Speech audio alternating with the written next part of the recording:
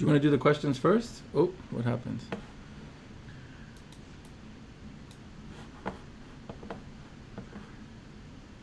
Well, I don't have any specific to ask. Just ask you general stuff. Okay. Hey everybody, I guess we're live right now. Sorry. Clear my throat. Alrighty, I think we're good. Let's see, just want to make sure. Look at that, everybody says Charlie is the best. See, they don't even... Alrighty, alright guys, so here's what we're going to do. What we're going to do is kind of do something very similar to how we did the Justin Sunurak chat. We're just going to do maybe a few questions from each other, 3 from me and 3 from Charlie. But we also would like to present to the whole world, really, updates with the actual bank and what's going on there. It's been a long road, I think. It feels like many years, but it's only been not even a year yet, right? Since we did this whole thing, right? So I feel like it's been more than a year, but I guess... It's like May, April, May. Crypto world, man. It's pretty crazy, right? Alrighty, so let's do this. I'll just start with the bank and kind of what's been going on, and then we'll do some Q&A. I need to share this to see if I get this right. Only because, sometimes technology doesn't work the way you want it to. So I guess one thing we should talk about is how do you pronounce the name of the bank? Oh, okay. Yeah, so very good question. It's actually called VEG Bank, right? So the W in Germany has like a V kind of sound, right? So yeah, that's how you pronounce it. It's located in Munich. Hold on, I'm trying to see how this works. I shared. Ready. It looks fine. Yeah? Unless if you want to do I see a black screen. I'm sorry. I see it. You see it? Yeah. Oh, so you see it, but the whole world doesn't see it. So that's a problem. I think you shared it with me. I may have shared it with you. All right, in the meantime, you just start asking me questions. At least we can get that going until I get this all figured out. So what's new with TokenPay? Oh, God, what's new? All right, so a lot of stuff. I guess we'll break it down into TokenPay, I guess, the ecosystem, and then kind of go from there. Let's see. Hold on, let me get this right. There we go. Let me just put this there until I figure out this Sheen screen thing.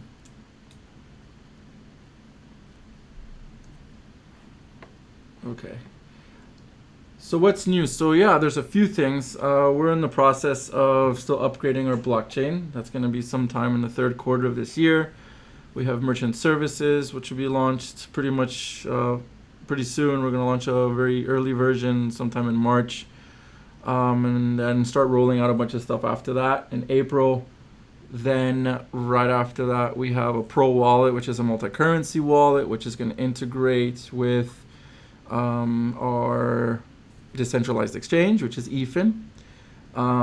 So ETHN is being launched in stages, but we're going to launch out the wallet.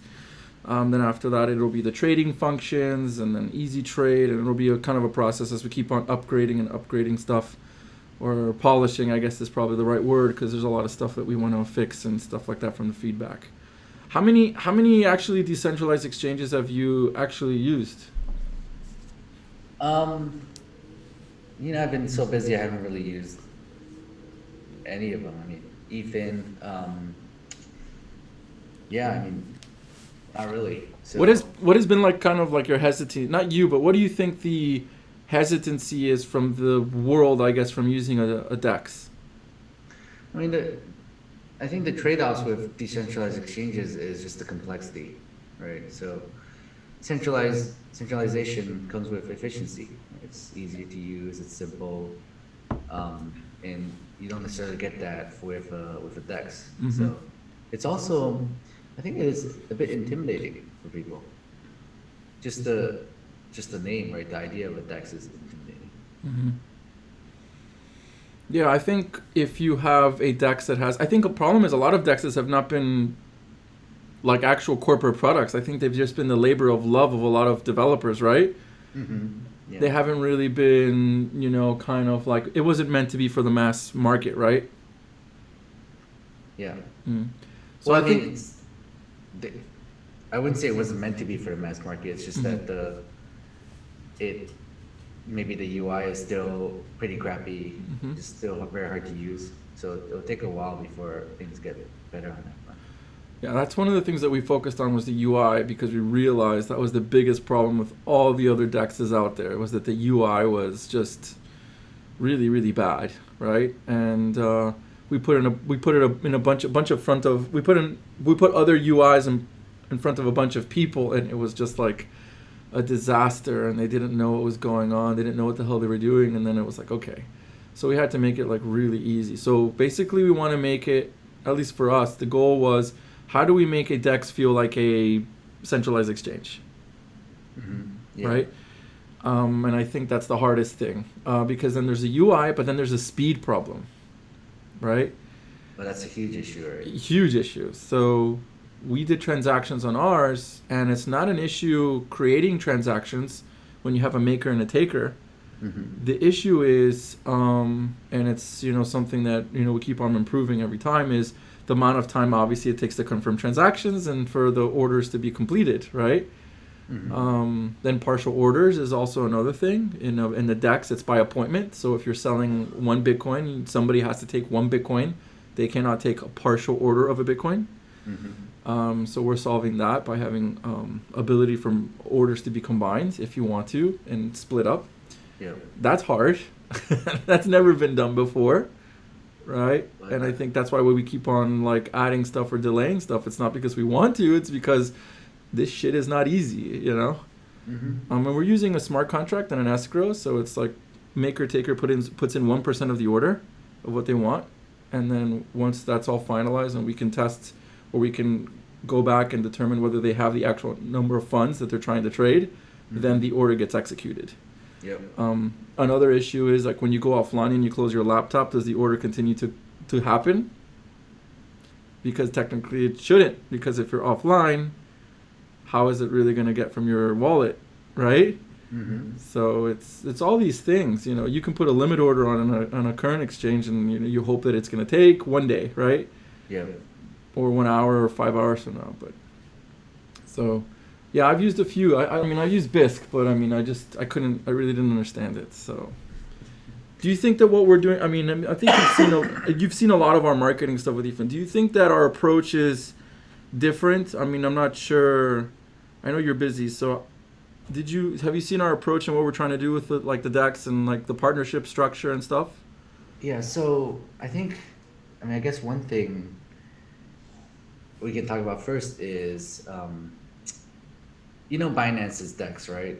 So theirs is more centralized, Mhm. right? But their idea of a DEX is that the fact that it's non-custodial wallet Mm-hmm.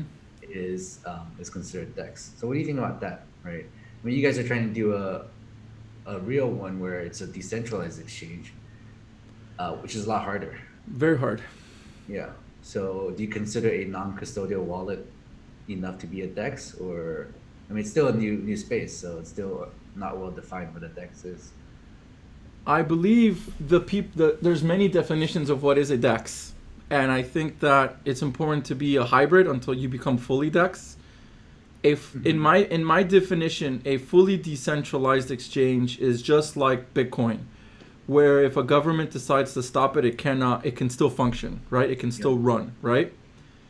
In this situation, we're closer to the decentralized part and less on to the centralized part, and I'll explain why. Mm-hmm. All the transactions that are done are basically right now put in by users, right? Yeah. And those transactions are only executed once the agreement or smart contract is executed, right? that right there is the fact you're just creating a marketplace, which in reality is technically, an exchange. But the difference is you have the non-custodial wallets. So the non-custodial wallets is definitely a level of DEX, but not really. True decentralization means that the DEX on its own, without any of us ourselves actually running anything, updating any code or whatever, and it's open to the community, becomes fully operable, even if we shut down or somebody else takes over, or if it's just the community developers. Yeah. We are not there yet. Do we want to be? I don't think anyone's there yet. Right? Nobody's there, and I think Yeah. one of the biggest issues with DEXs is liquidity, right? Mm-hmm. Because every transaction that you do on Bitcoin, for example, on a centralized exchange doesn't cost anything, because all it is just numbers going back and forth, right? So in a DEX, every transaction that you create for Bitcoin, it creates mining fees. So you actually lose a lot of money. So there is no wash trading allowed on a DEX. That's why the volumes are so low. You have some DEXs are out there real, some are not, but we've aggregated that in total, all of the DEXs, whether they are real or not, depending if they're an IOU structure, it's only like 1 million to maybe max 5 million in volume a day, compared to, Yes. $500 million a day, which I probably can say with an 80 to 90% confidence interval that is fake volume, right? And so what we have decided to do is take this into phases. There is a non-custodial. The transactions are going to be several stuff. We're going to add order books from other centralized exchanges through liquidity companies. So we're inviting OTCs and we're inviting third-party companies to come in and fill books that they see. Mm-hmm. They can go into, say, one exchange and maybe mimic that order book, put it in, ours. And if it gets taken, then great. Then they put a spread on it, maybe 2 or 3% or whatever it is, and they can go. So the biggest problems that we saw on the DEX are UI, speed, and ability to have a real market, which is enough makers and takers. Because we talked to a bunch of OTCs, and they're like, well, we can solve the taker problem, but do you have enough people? Do you have enough people that are really attracted to doing it? And for us, the solution was to do this partnership structure where we sell a partnership, and then you have like get free ETH and coins if you trade. We wanted an incentive system where people actually had to use it in order to get something. We didn't just want to give something away for the sake of giving something away. I don't believe in that moral hazard problem. I really have that thing where you have to do something to earn it. That's the way I grew up in life, and that's the way I like to build stuff like this. I mean, you really need the incentive structure to kind of kickstart this kind of exchange. It's hard. I mean, it's really hard. Any regular centralized exchange, it's hard to get liquidity in the beginning. So, I think you're doing the right thing to incentivize market makers to be on the exchange to make the market. Yeah, we think that that's really important, right? To give them incentive, but also, I mean, everybody needs to make money in some way. Obviously these are businesses, right? But at the same time, if we want to solve this problem of having a DEX plus liquidity, then you need to have all vested parties, right? And you have users, and then you have the institutions or whatever it is, the OTCs or whatever. So, all right, let me ask you a question. Actually, before you ask me a question, let's continue talking about the DEX. What do you okay. Go ahead. What are your thoughts about like listing coins in terms of a decentralized way of listing it? That's a very good question. We've been is it considered a DEX if someone still has to apply to you guys to list their coins on the exchange? That is a very good question, and we don't know really what to do. We've been back and forth on this specific topic because we've gotten a ton of people asking us, do we really want to list or whatever? And we're like, we haven't really defined a process, if we should even have a process.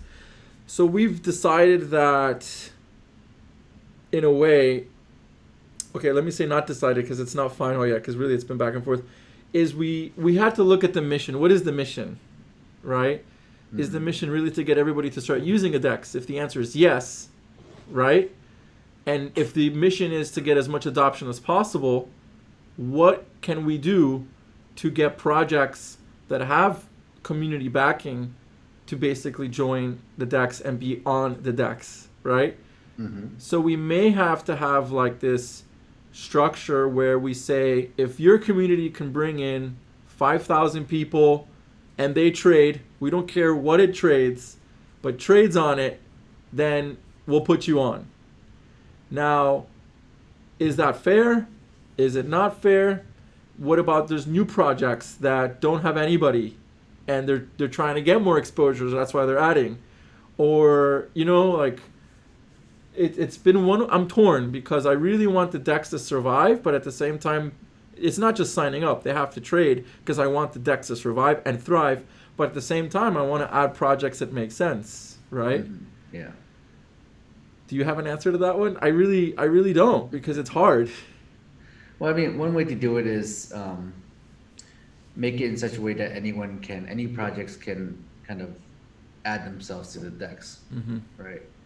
Can write their kind of like a plugin that can plug in their own coin and be traded, and just let the market decide, Yeah.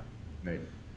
But yeah, it depends on if you do it that way, then it's kind of a free for all and can get quite messy. Well, the problem is if there's customer support issues, if somebody is, Yeah. right? If there's customer support issues, if there's this integration, then that's when it becomes a bit of an issue.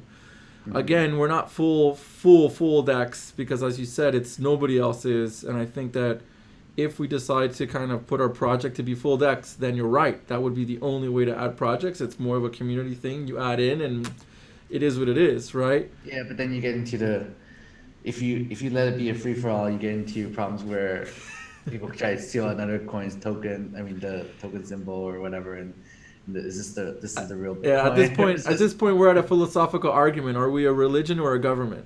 Yeah. It's like, because the government has all the rules and they go to put you in jail, but a religion just basically makes you feel bad. Right? So to me, it's, I feel like right now we want to have a little bit of a structure, which is, I guess, more government in a way, because we want to make sure that there's somewhat order into this process. We do not want any listing fees, so that's a big difference. What we are asking for is one of either two things. Either you airdrop your coins so that more people are aware of your project, which is kind of a marketing, so it's a win for everybody, specifically to our partners, because they're the ones that are helping us and whatever. Or they help us sign up X number of people, and X number of people trade, then they qualify. Because what we don't want is a group of 5 people or 10 people.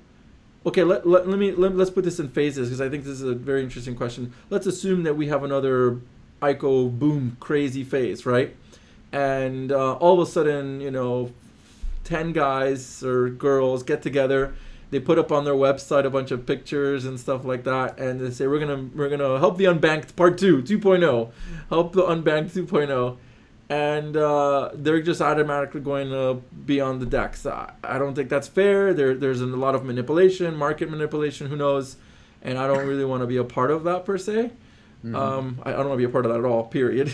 Not per se, but I don't want to be a part of that. And so I feel like we still need to have a little bit of a filter. And if the goal really is at the end of the day that the DEX survives and thrives, then I feel the smartest thing would be like, okay, if you've got at least 5,000 people, then not only are you going to do great on the DEX, but you're going to do great in your project, because that means you have 5,000 people that are interested in your project and has some weight to it, right?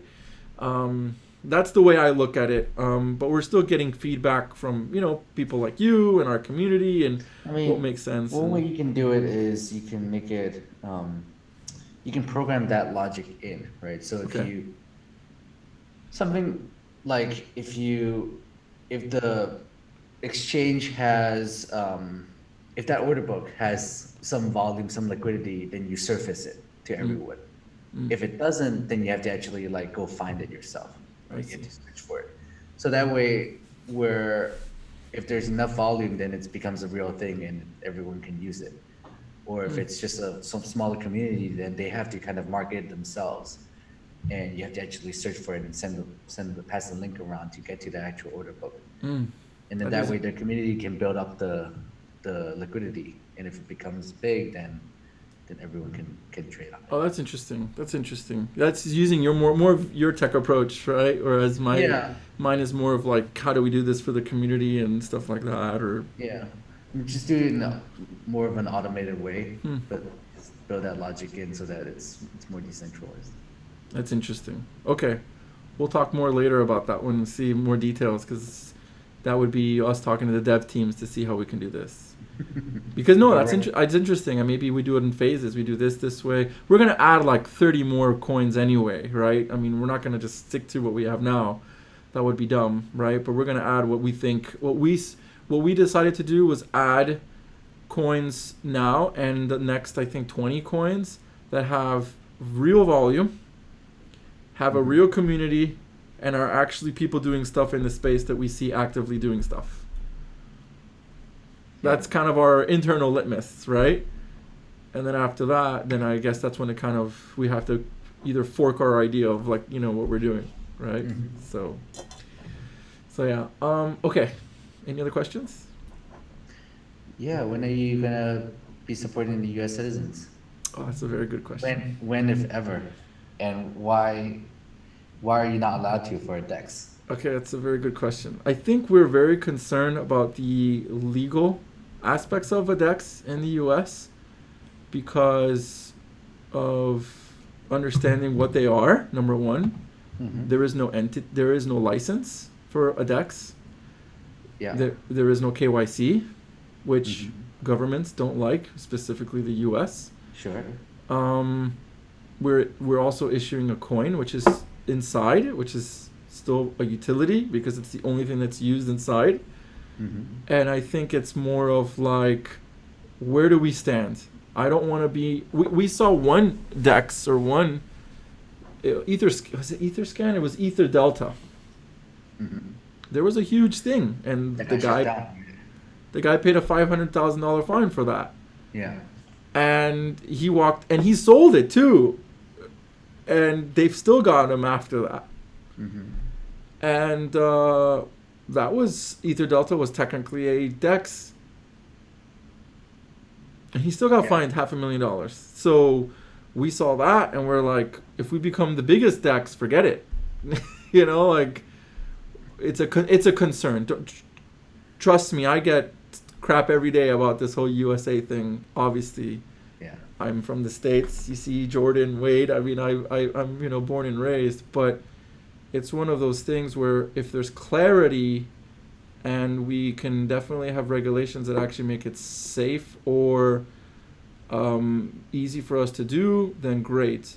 Or we find a partner that's willing to license the technology and allow it, and then maybe we make a version of what we have with some KYC, which is kind of what we're trying to stay away from. Do you see the problem? Yeah, of course. eBay doesn't really ask you for KYC, even though they're the largest physical good exchange in the world, one of the largest, right? Yeah. They don't ask you for your license and all that stuff. They just, here's the buyer, here's the seller, that's it. Now, do they have to go to the government and ask for a money service business license? The answer is no. So what is the difference between that and a digital coin or a digital asset, right? And the answer is technically by IRS standards, digital assets are considered property. Yeah. So in theory, all the different agencies consider Bitcoin to be something different. So. That's the problem, where we may be safe in one, but then another one says no. Yeah. What is it? In Florida, you can exchange, you can sell crypto to somebody for cash, but in Michigan, you'll go to jail. Mm-hmm. So it's a very big concern. Philadelphia allows exchanges. Pennsylvania. Yeah. So we'll be okay in Pennsylvania, but we're not okay in 49 other states. So trust me, this is definitely one of those things where I think about all the time, and I always try to see what makes sense. But our lawyers are like, until there's more clarity, then we shouldn't really do anything. Yeah. So you're in a tough spot. Yeah. We're in a very tough spot, but if my name was Satoshi Nakamoto and I created a decentralized exchange and it's very powerful and ongoing, then this wouldn't be a conversation to have, right? Well, if you're anonymous and they can't find you, then yeah. which is not what I meant. That if I'm anonymous, I'm not anonymous at all. Which, I mean, it's it's a contradiction in itself, right? You have projects that are centralized in a way because they're building stuff, but at the end of the day, we are really helping. At the end of the day, we're all really promoting decentralization to Bitcoin, at least. I mean, I think all the good people in this space really, at the end of the day, except maybe Roger Ver, really want Bitcoin really to survive and succeed. Mm-hmm. Because if the dad and mom succeed, then everybody else will succeed as well, right? Yeah. Well, so, Roger wants Bitcoin to succeed, except the only difference is his Bitcoin is different from everyone else's. Yeah, right. His Bitcoin's better, always better. So yeah, a tough spot, but we'll find something. Maybe one day we'll acquire a company that has a license and complies, or maybe we do a partnership with some really big one that really wants to do it. We're talking to one in the Philippines that has a license. Okay, it's getting a license. Sorry. And we've been talking to them for about a year now. And their pitch to the government was our infrastructure to the SEC. And I had a meeting with the SEC of the Philippines. Mm-hmm. And they liked the fact that it was decentralized, or there was no custody of the wallet. Non-custodial. Yep. Because there were a lot of hacks, and they were scared of this, and they were scared of that. So they liked that aspect. But then they still want you to do the KYC. The only reason why they would want you to do the KYC is if you had a fiat option to be able to cash out or buy in. Mm-hmm. Once you interact with an actual currency of a country, that's when you have to do the KYC. Yeah. Right? So their request to us, and we've been talking back and forth, I had a meeting with them last week, was they said, is there a way for a user to elect to have a custodial solution? That was one question, which means that we would keep their seed phrase and we would protect them in case they lost their assets. But that's also hard. What if they did it themselves and then claim later that somebody stole it? That's a big problem, right? Another one was the ability to have like a fiat, buy in and get out. And that means that you would have to have KYC. So, but they like the infrastructure. I think they like the idea of the infrastructure. What they don't, we're trying to finalize and the government as well, as what is the right structure for mass adoption, I guess. Mm-hmm. And that the governments are okay with it. Let's put it that way. So, it's a lot of conversations, and I've had conversations with the Philippines, conversations, obviously some in the States and Europe, and everybody's different. In Germany, a DEX is okay. A 16-year-old in Germany was allowed to have an exchange. No problem. Nothing, right? And no problem. And so it's really weird. In one country, you're perfectly legal. In another country, you may be perceived as somebody bad. Mm-hmm. So it's not easy. I think a lot of these companies in this space always are worried about what's going to happen. They really are. I talk to all of them. Well, not all of them, but a good chunk of them, and I'm sure you do, and they all probably may have expressed something, right? So, anyway, long answer to your question, but we're trying, I guess, is the right answer. It's not like we're not. I'll let you put me on the hot seat now. Oh boy, here we go. Alrighty. You guys have decided to look into, or I'm not sure if you officially decided to finalize the Limbo Protocol. Is that a decision that you guys are final on, or you're exploring, or what and why? We're still exploring. Okay. I mean, eventually it'll be something that we're gonna propose to the community to make sure everyone's on board with it, and I think it's a good idea. The idea is that Bitcoin and Litecoin are really good sound money, except for one property, which is they're not very fungible. Mm-hmm. Right? So by that I mean if you pay someone in Litecoin, they could potentially know your history, right? I guess one of the best examples is Coinbase has been known to ban your account if you send money or coins from like a darknet marketplace or from a gambling website straight to your Coinbase account, they see that they're like, we don't, because of their strict KYC, AML requirements, they have to ban you, right? Prevent you from using their exchange because of that. So that makes the money not very fungible, right? It's like if you paid $20 to a store and they know that you did it was money cash that you got from some selling the stickers or something like that. Um, so I think it's important for money to be fungible. Like when I go to a store, open my wallet, I don't have to decide which $20 bill to spend. Right, one of them is linked to something, to like a larger chunk of money where people can know how much I have in my bank account, which is ridiculous. But that's currently the case with Bitcoin and Litecoin. So I think something like confidential transactions is cool. Be able to hide the amount, so I can send you some money and no one else knows how much I have, right? And this is not just for like people who want to do shady stuff, right? Even if you get paid your salary in Bitcoin, for example, you don't want to, the next time you spend that, people know how much you got paid, right? Um, so once we started exploring like confidential transactions, doing that as a soft fork, um, we realized that the complexity of it is very similar to doing it with like an extension block.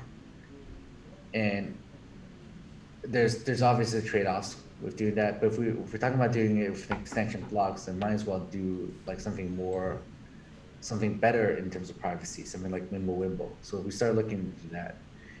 We realized that doing Mimblewimble with an extension block um, actually works. Like we can actually do it with a soft fork, and we get all the benefits of Mimblewimble, which also has confidential transactions, but then also has it scales a lot better, right? It combines transactions into just inputs and outputs and does cut through. So um, it actually is pretty cool because a lot of the privacy solutions don't scale, right? They're really bad for scaling. They're like 20 times the size or even like 100 times the size of normal transactions. But with Mimblewimble, it actually does scale better and also has privacy. So I think doing it as like an extension block is a safe way to do it, and I think it's a good way to add more fungibility to Litecoin. Yeah, interesting. So, I mean, we have zero knowledge proofs, and then we have ring signatures, and we have Tor. But so what makes this different from that? I mean, we've had a couple privacy coins, and what makes this different from like what Monero is using as well? Because a lot of us, are still using very similar tech, right? I mean, there's only so much that's really out there that's crazy breakthrough, and I think they've been this Mimblewimble has been around for 3 years since 2016, right?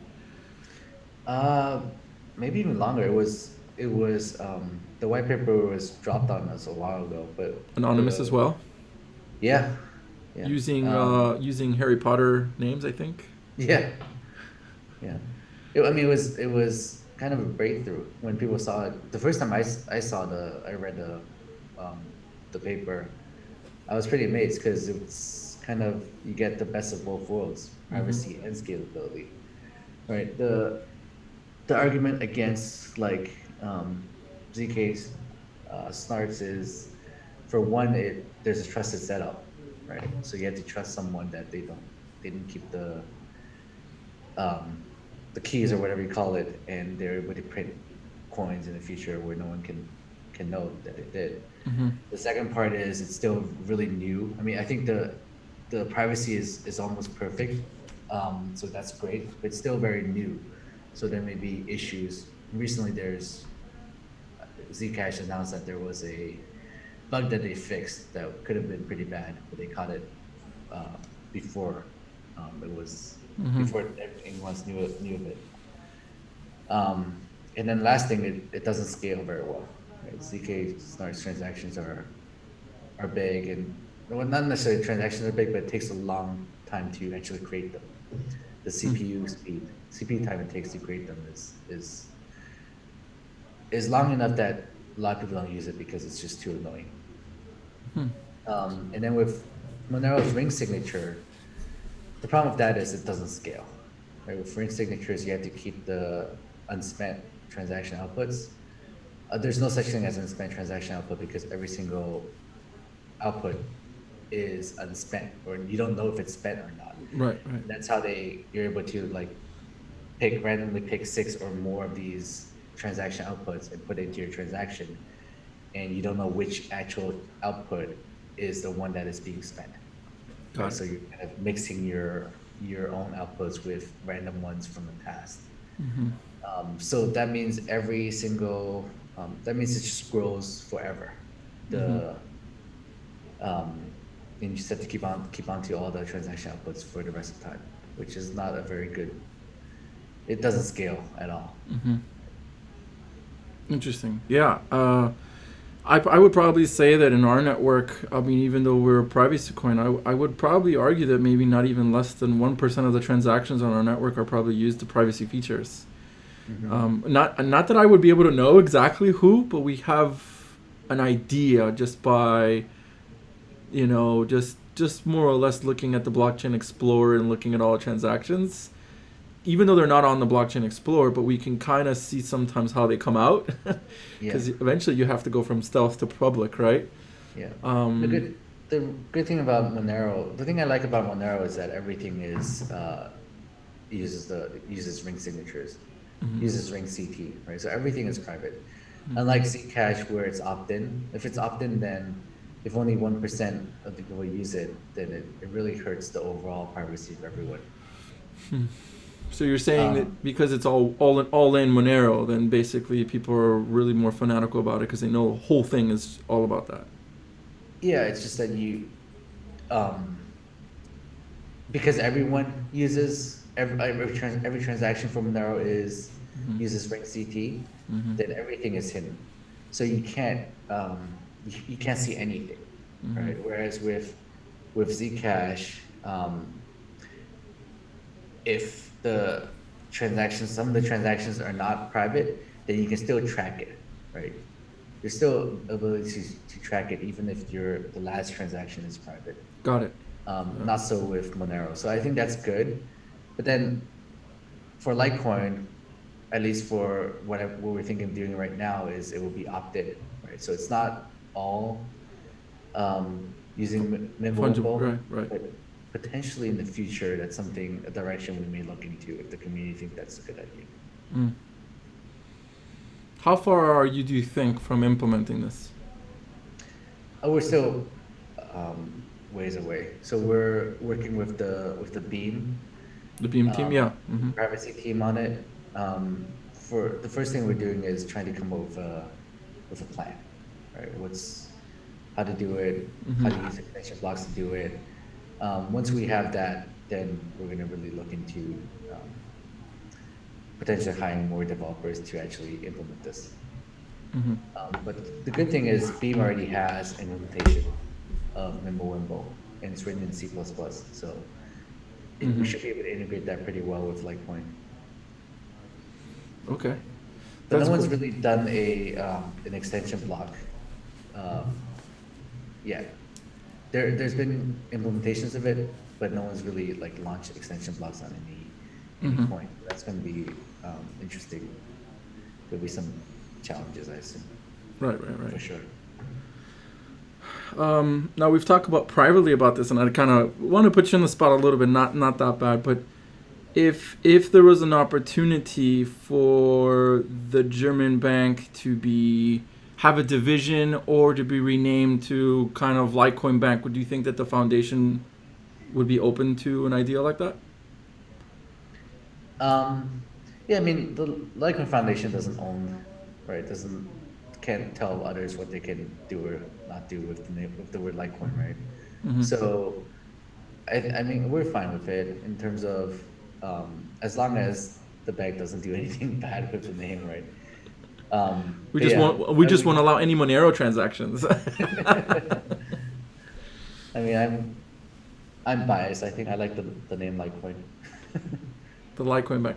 Yeah, I wanted to open it up to the community to really show everybody. Let's see if we can get more people to the DEX. If we have at least I mean, obviously we have some ability with the management, right? Because we were the first ones. But if we can get 500,000 people signed up on EFIN, then we will present to the board officially that if we can get the Litecoin name on the name of the bank, it's a real offer.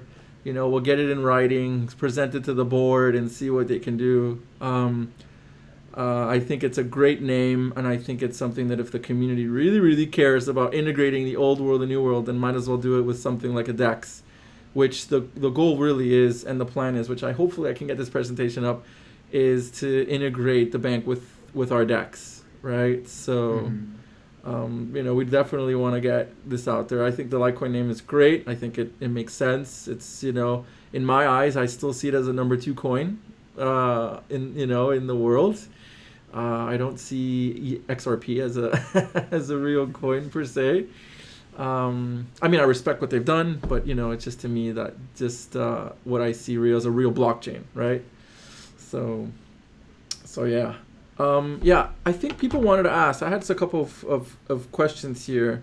Some people wanted to ask about the details of our relationship, and I've basically gone over some highlights, and I think the press releases have been very clear. But I think they really want to see more details about what is the relationship between TokenPay and Litecoin, and what is it exactly that we're doing together, or what we're helping each other on. I guess is probably what they want to know. So what we've said publicly is that the Litecoin Foundation is helping us with marketing, as well as helping us with any of our blockchain products that we're working on, whether it's the blockchain itself, or whether it's the DEX or whatever. We have their team actually helping us and giving us advice. I'm not sure what else there is to add, right, Charlie? I mean, I think that's pretty good. Pretty much it, yeah. Yeah. I mean, I don't, I asked for Charlie's help if there's any questions, if there's any, I asked you for help to help us with some media, and you were able to help us really fast. That's nice. The access to media that I have now is much better than I had before, because people think that I'm a scam, and I don't get it. I keep trying and I keep working, and people think that I'm a scam. I mean, I don't get it, but it's just. But you are a scammer, right? Oh, okay. I don't know how you deal with FUD, my friends, but I am a very nice guy, and I talk to everybody, and I try to be approachable. And sometimes it just really bugs me when I really have stuff out there and I'm working my ass off and I'm traveling all over the world, and I'm not like jet setting for the fun of it. I'm literally going to like 5 countries in a week and stuff like that to get, because really what I'm doing is, meeting with teams and connecting dots and working with these relationships. Like one trip, no joke, was like insane. It was Miami. This was the actual itinerary on flights: Miami, New York, Beijing, Manila, Singapore, Munich. Drove from Munich to Zurich, Romania, Turkey, Miami. Okay, that's how many flights it was. That's the flights, and then the meetings from then on were just like a ton, right? So whatever, but it's just one of those things. How do you deal with FUD? You just probably ignore it and block, right? Yeah, I block quite a bit. Okay, I've started to block more. Yeah, I block more accounts than accounts that are following me. So you see my follower account drops sometimes because. Oh really? Oh wow, I didn't even notice that. Well, yeah, then it's good. Just keep blocking them, just for the sake of sanity, right? I mean, all right. Yeah, there's a lot of like new accounts that are created by, I don't know, like people who hate me, that they just create sock puppet accounts and start bashing me. They just start attacking, right? It gets kind of annoying. The problem is like it clutters my feed, so I try to read like all the people that write me, try to respond if I can. Right. But once it's cluttered with all this crap, it's hard. Right? It becomes an issue, right? Yeah. Alrighty. Let's see other questions. I'm gonna open up this presentation again. Let's see. So good question. What potential Charlie Lee? What potential do you see in TokenPay? And I guess in all the stuff that we're building out, and another follow-up question. I don't know if you've ever bought any altcoins, but if you had a portfolio, would you actually consider buying TokenPay? I mean, there's some bias to that. Sorry, and for the record, you don't own any TokenPay right now, and we've never offered you anything, right? I mean, for always to no, because some people think that we bribed or anything. I never did that, and I've never done that because out of that's not the way I operate. But would you ever even consider? I mean, what do you? I guess the question is there's a lot of questions here. Is what potential do you see in TokenPay, the project? And then I guess if you weren't in Litecoin and you saw subjectively from a third party, do you think that you would see potential in our project, and would you buy the coin? I guess is a question. I think what I see is, I mean, I look at the team a lot, and I mean, just seeing how hard you work on TokenPay is a very good sign. Mm-hmm. But to be honest, there's like so much FUD around it. It's really hard to, as like an outsider coming in, trying to say if you want to like invest in TokenPay, or any other coin, right? There's so much FUD out there. It's really hard to separate that from what's real. And I obviously don't have time to look into all that and Mm-hmm. to decide like which coins I want to invest in. So I don't touch most of these coins. But yeah, it's kind of it's definitely quite annoying, I assume, for you guys to have to deal with all the FUD. It's very annoying. To be working so hard on it and have to had to deal with this crap is just, it's really annoying.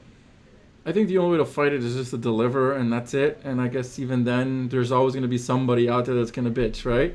Yeah. Do you know there was a FUD group that was that was like really talking bad about us for a while, and some people were actually starting to believe it, and then it came out that they were extorting us 75 Bitcoin.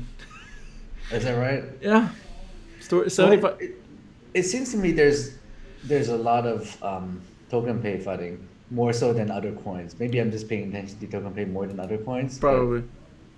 Yeah, so I guess it's the case for all these other smaller coins also. Yeah, I mean, the fact that you're having so much FUD and also so much news, and we're still like even ranked 190 something, that to me just is mind-boggling, right?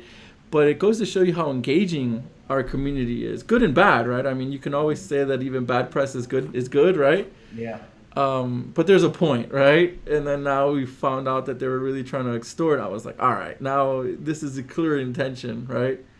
So the group on the Telegram group is trying to extort you. Yeah, they did. Yeah. They're like, if you pay us, then we're gonna close. Shut down. Stop talking bad about it and everything. And it wasn't one guy; it was a whole team. Yeah. Isn't that crazy? Yeah. That's crazy. Nothing surprises me in this space. No, nothing really does surprise me anymore, right? Alrighty, let's see. Okay, you sent me the pitch deck. Let's see. Yeah, I'd like to get into the bank update. So I think the number one thing is the bank right now is actually testing for corporations in their system. The company that they're working with right now is Lisk, to actually have the first corporate account as a test. Then once that's done, then they will onboard TokenPay and then the Litecoin Foundation to have the bank account. It's taken a little bit longer than expected because it has just been, obviously presenting to the government all of this stuff. The good news is that the government has actually been pretty open to it and listening. Let's put it that way. And the CEO has done an amazing job of like basically contacting them every day, letting them know, because it's a business at the end of the day, right? Another thing that I'd like to mention is that the bank is not only integrating their services, because they have like a few things that they want to do, right? They're not only integrating it for themselves. So Veg Bank is a very small bank. Let's be very clear about that, okay? And I think a lot of people don't understand that when you're a small bank, you don't actually build a lot of tech infrastructure because it costs a ton of money, right? So what they did is they're using a company that basically provides infrastructure, right? Like if you want to do online banking, instead of building your own online banking platform from scratch, you basically use theirs. You change the name, you relabel it, maybe you change the front end, but the whole back end system, accounting, all that stuff is from them. This basically network is 800 banks, okay?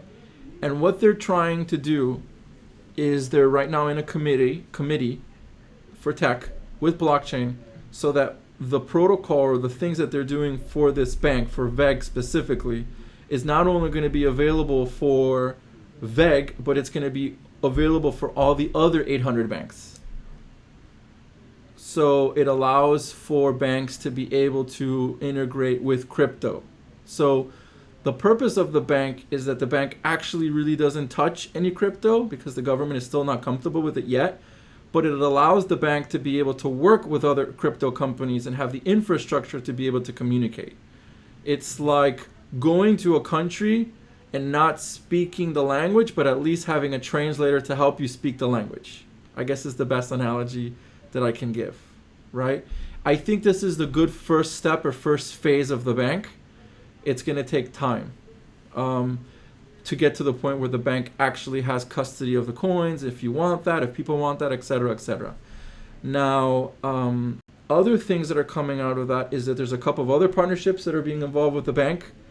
One of them is Nimic, which is a blockchain-based browser.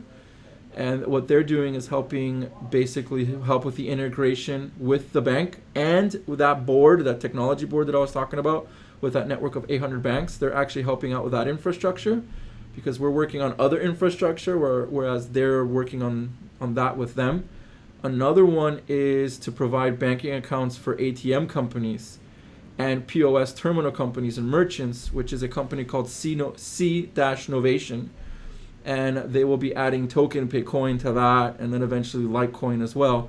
They have 130 ATMs all over Europe, and they have a network of 17,000 agents all over the world that will basically sell their POS system. So what the bank is doing is looking at the, I guess, chain, right, of which are the customers that are really going to start to use this bank. So we have the blockchain projects themselves, right? Then you have merchants, just regular merchants that are willing to accept crypto and convert it. Then you have ATM companies that basically want to do stuff with it. And then you have consumer, which is people who want to be able to have like a debit card and all that stuff. And the good news is that this network that they're doing basically can launch all of this. And can, service not only our bank, but now can service eventually, probably next year, 800 other banks. So when those banks are ready to want to accept this new product or new service, they can just add it pretty quickly, right? So it actually helps spur the adoption faster. It's not just one bank, it's basically 800 banks in Europe that would be able to do this, which I think is very unique and very good for this space.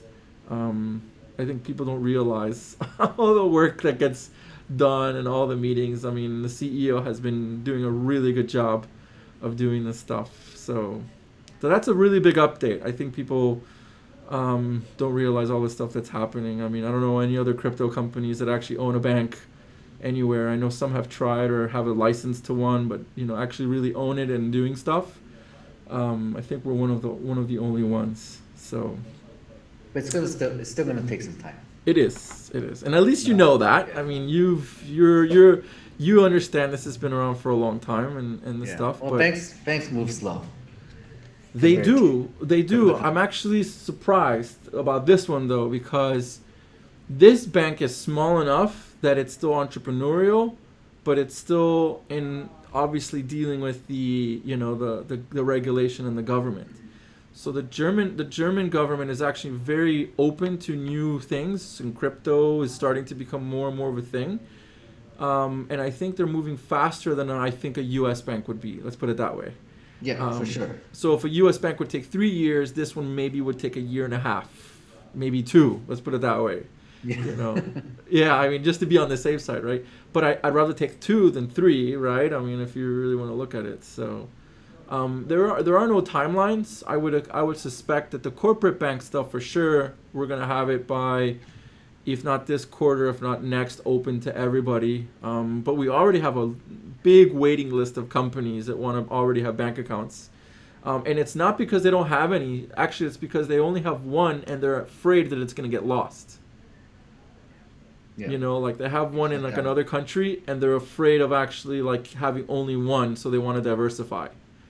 So it's very interesting. A lot of companies have more than one bank account, you know, and it makes sense. Amazon has more than one bank account because if some country wants to freeze the assets, right, then they can't pay their entire global workforce, right? So so yeah, I think this is a very big development. The fact that TokenPay will be added to this entire network, and it's just the banking infrastructure, Litecoin as well will be added to this.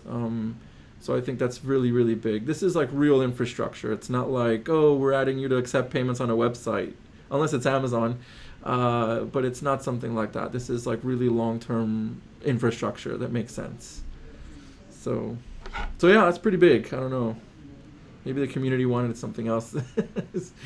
But Well, I mean, the community was expecting the bank to have like many products like last year, right? They were yeah, I expecting think that a just took lot more. time. Yeah, it took time. The original expectation was that the bank accounts would be available by the end of last year, and what ended up happening was, uh, you know, just getting the obviously with the regulators, right? And then I think they got the first testing with Lisk sometime in February, and they wanted to make sure that they had the process down packed. So, but to turn it around, like when you made this deal with us, because this is our first time we've talked, what was your real what was your like thought process of this, and why did you kind of, and the foundation really agree on this, and what do you think like the outlook is on the bank? Well, I mean, it's kind of like a gamble, right? We weren't sure what we can make out of this. So working at Coinbase, I've seen like the how hard it is to kind of get to work with banks as a cryptocurrency company, right? So doing this is kind of like owning a part of a bank. Is kind of doing it from the kind of try to attack the same problem, but coming from a different angle, Different angle. which is coming from the you're already now a bank and try to have the bank create cryptocurrency solutions as opposed to having cryptocurrency solutions and then looking for a bank to be willing to bank you, right? So it's coming in from a different angle and it's just trying different things and see what happens. Mm-hmm. I realize this is a slow process. It's not gonna all of a sudden, it's not gonna just succeed all of a Yeah. sudden. So it's gonna take years. But yeah, I think it's looking good. Did you think it was crazy? And I guess when I proposed it in the beginning. It was definitely not on my radar of, of Litecoin Foundation like owning part of a bank. Yeah. So yeah, in that sense, it was pretty crazy. So what did you do? Did you like talk to other people and kind of get a vibe, or was it something like your own intuition? Like it made sense? I mean, I mean, definitely talk among the foundation board directors, right? Just to figure yeah. out this is a good idea. Did you go outside of the foundation? I'm just curious to see like if there's any other people that you may have like kind of talked to them about No, it or no. no, not really.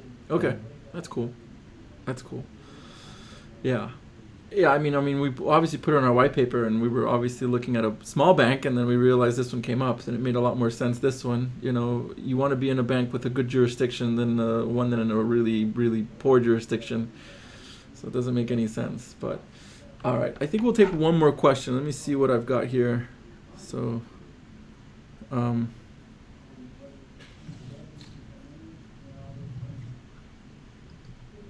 so what do you think? I mean, I guess a few questions here, but do you think that there's like a lot of adoption in regards to crypto for gambling and stuff like that? I think you like to play poker, or do you play poker? I do.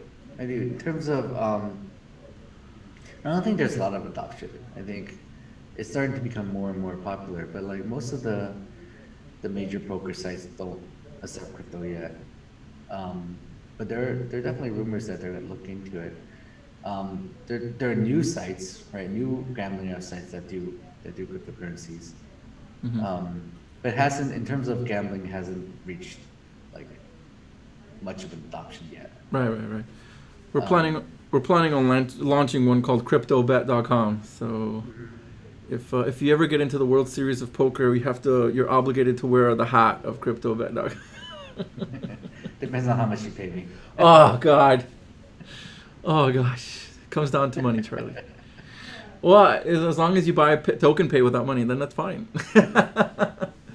Alrighty, everybody. Thanks a lot for coming by on the live stream. Hope we met your expectations or exceeded them. I guess this is what we live for now, to, make you all happy. But no, I think both of us are always very happy to engage the community and talk. And we will do this a little bit more often as we get more updates from the community or the bank and stuff like that, right, Charlie? So, Yeah, we'll probably try to do one maybe in another, 3 months or so when we've got stuff out, and then we'll kind of go from there. All right? yeah, it's been fun. All right. Thanks a lot for your time, Charlie. Really appreciate it. Okay. Okay. Bye-bye. Let me just